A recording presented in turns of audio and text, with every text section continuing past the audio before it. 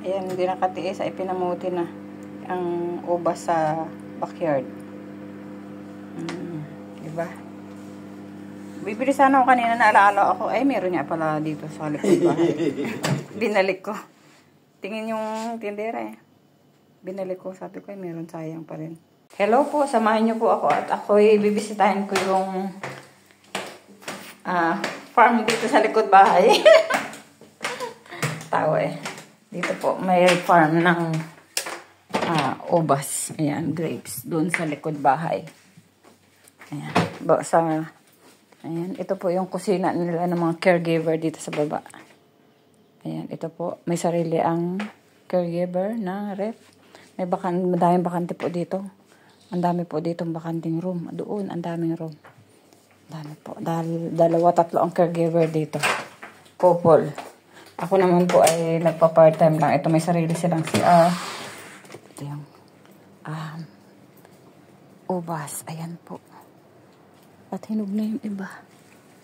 Tingnan natin. Ayan. Hindi pa rin. Ano nangyayari sa inyo at hindi pa kayo hinog? Hindi pa. Hindi pa. Tagal naman mahinog. Ako'y naiinip na. Ang tagal. Tagal na. Ilang ba na to eh.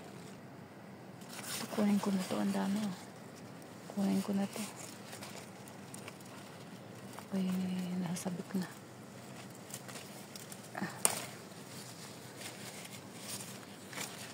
Ang dami sa taas. Ayan.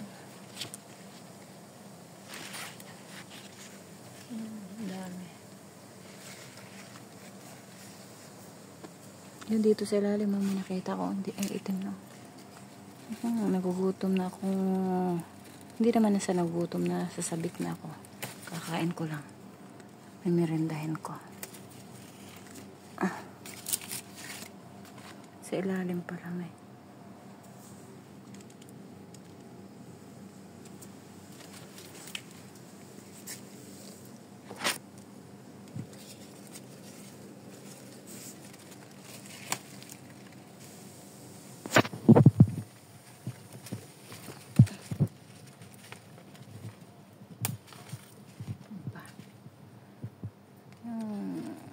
Masyado kapag hinog na kasi masyadong ano siya.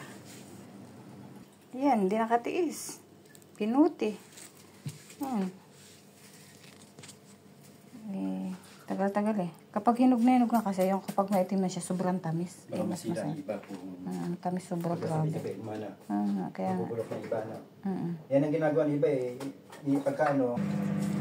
Ayan.